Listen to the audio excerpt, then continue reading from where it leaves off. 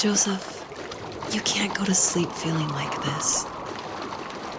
I'm sorry for everything, and I know you need space, but I'm here for you. You don't need to feel so lost. Joseph, have I ever told you what my mother was like?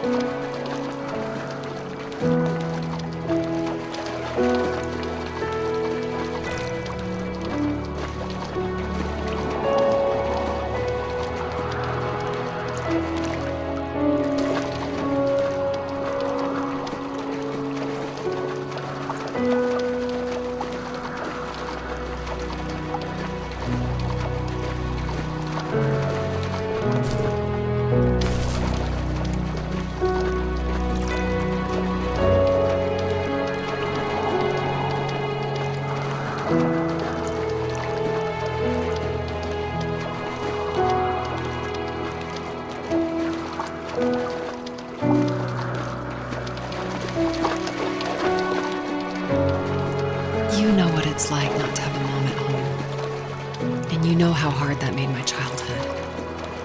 What helped me was watching the birds in the morning before the school bus came. I thought that my mother was one of those birds, and it made me want to be free like her. My mom taught me how to fold origami cranes while she was in the hospital, so I told myself I would fold one every day until I could fly myself.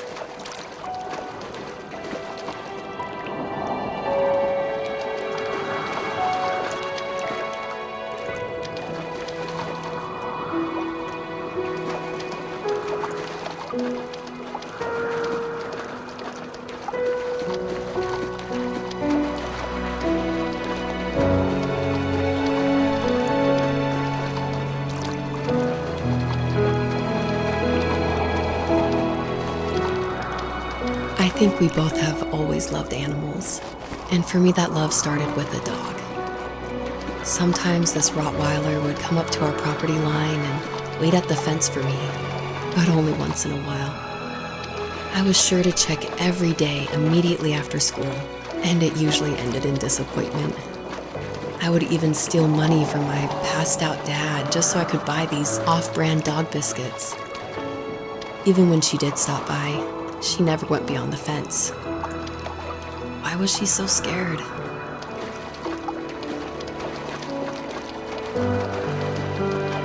I think my dad was the opposite of your dad in almost every way, except he was in the military as well. He coped with alcohol of every kind. The trailer started falling apart, he got angry, and I withdrew. More and more I became the weird, quiet kid who made lots of origami birds and carried dog biscuits around. I think we were pretty similar when it came to being the weird kids. And that same sincerity in college was one of the reasons I was so drawn to you. Life got worse and worse, and at one point, I really didn't think I could survive another day with my soul still intact. I had no real friends, let alone neighbors, since we lived in the middle of nowhere. I should have talked to my teacher, but I was scared what he would do if he found out. As I waited for the school bus one morning, I walked around until I found something in an abandoned shed. Something I can't put into words. I summoned courage I didn't know I had, and I broke into my dad's room and found the key to the shed where he had locked my bike. I'll never forget that feeling. The wind rushing by my ears as the sun rose over fields of wheat. I was flying for the first time. I biked as far as my legs could take me until I found a house that felt friendly and that felt like home. Those strangers helped me in so many ways. And if it wasn't for them, I wouldn't have found my foster family. And if it wasn't for my parents, I wouldn't have met you. You have strength, Joseph, and you're not as alone as you think. It's all just so pointless, just waiting for life to happen. It's like having the home I always wanted is cursed out of my reach. The thought of being a parent myself, how could I do that when I couldn't even be a good son? I'm sorry, I know what you're saying. I just don't know how things will work out. These quiet hours will turn into years.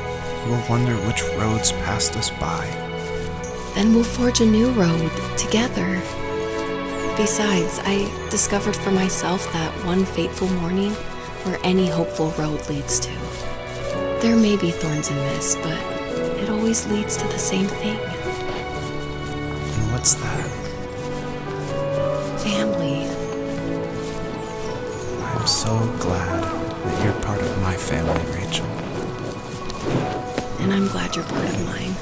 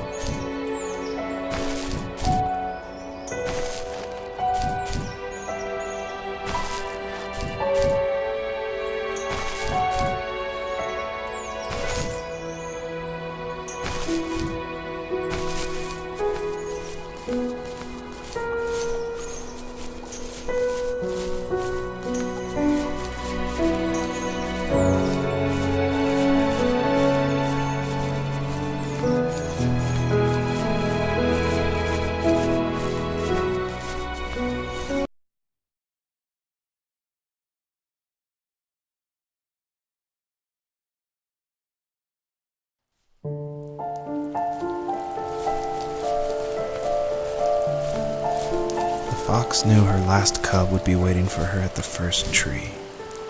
She was almost there. The rain cascaded onto the jade valley where the entrance to the tree was.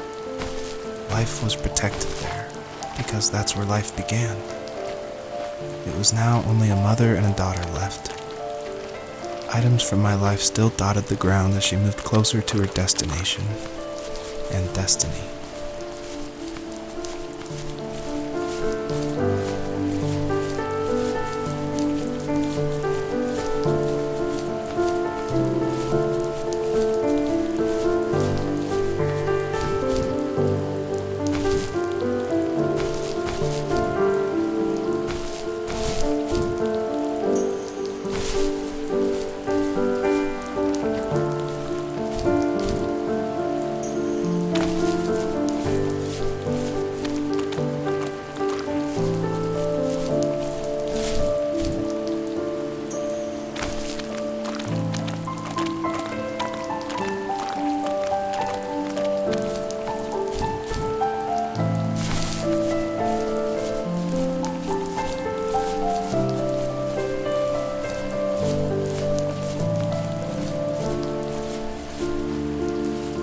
the end of high school, I felt something I hadn't felt in a long time.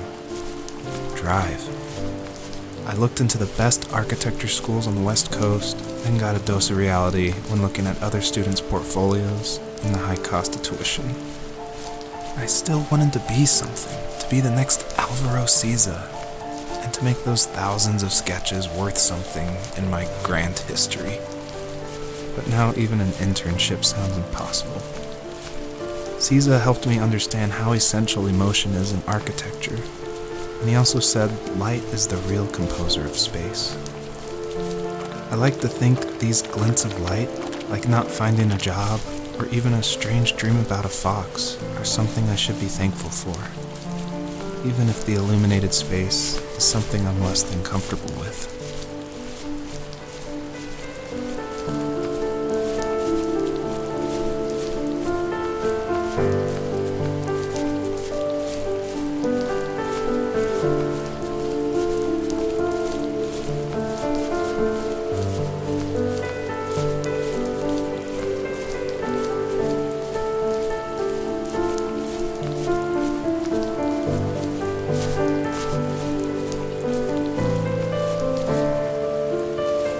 My dad was super supportive with my college plans, to a point.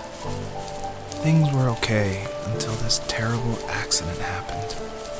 I guess a forklift flipped over due to a bad axle, and it crushed one of the workers there. My dad didn't eat for days, even though he wasn't directly involved. It devastated him. Not only did it hurt the business, but it just freaked him out. He would talk in his sleep, muttering things about firing people and saying sorry. One fateful day he approached me, said that since my school search wasn't going well, I should finally be a man and take over the family business. He said one day he was going to die, and that all of his work, sacrifice, and even that man's life would be wasted in vain. I just lost it. Teenage me just exploded at the thought. I screwed up. I said things I shouldn't have. He was having a crisis, and I pretty much spit in his face.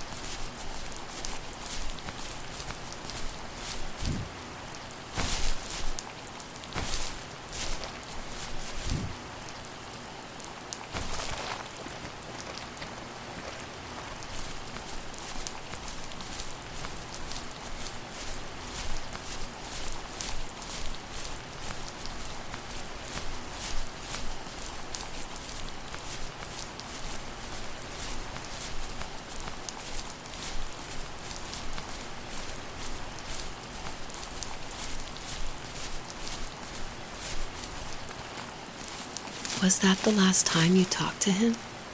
No, I called on holidays, and he would call on my birthday. I guess we acted like nothing ever happened, which was stupid. He didn't want to ask about his lumberyard, and I'm sure he didn't want to ask about my job search. I never went back and visited. I think the last conversation we had was about what movies we had seen and what exactly a best boy is in the credits. I thought he would be here so much longer.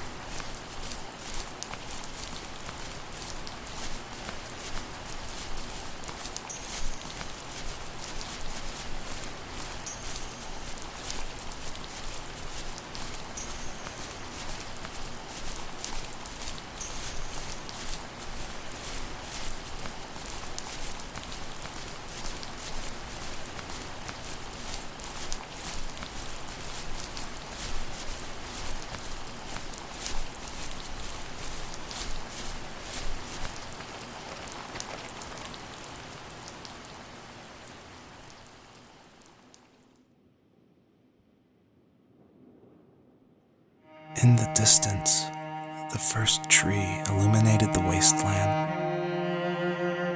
She couldn't go home anymore. She did the only thing she was capable of: moving forward. My dad died alone in the middle of the wilderness. I should have been talking to him more. I should have done a lot of things differently. If the first tree on earth brought life with it, if it taught the birds to sing and fly and showed saplings how to grow, what could it do for us?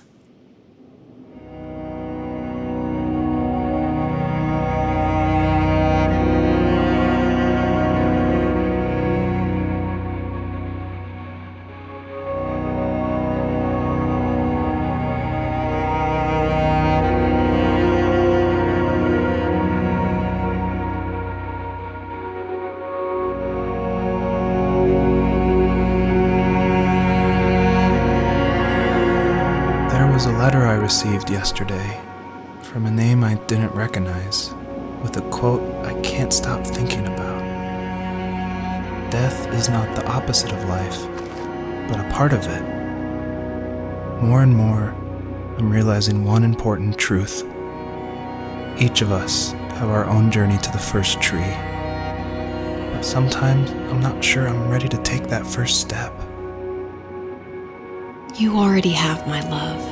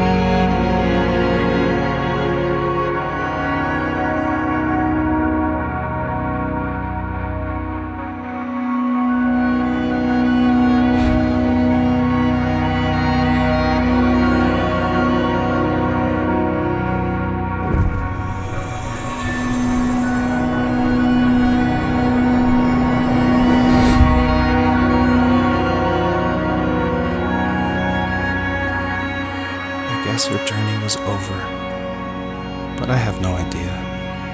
It's only a dream, a distraction from tomorrow. I don't think dreams normally bring back to memory so many important feelings.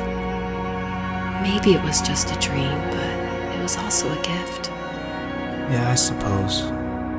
But tomorrow we're getting on a plane to the last place on Earth I want to be. The only person that would have made the trip worth it is gone. You're going to see him and be with him one last time before you say goodbye. I have one last quote for you by Emerson, sealed in an imaginary letter from me to you. It is the secret of the world that all things subsist and do not die, but only retire a little from sight and afterward return again. Go to sleep, my love. We have a big day tomorrow, but I'll be there with you every step of the way. Thank you. Thanks for listening.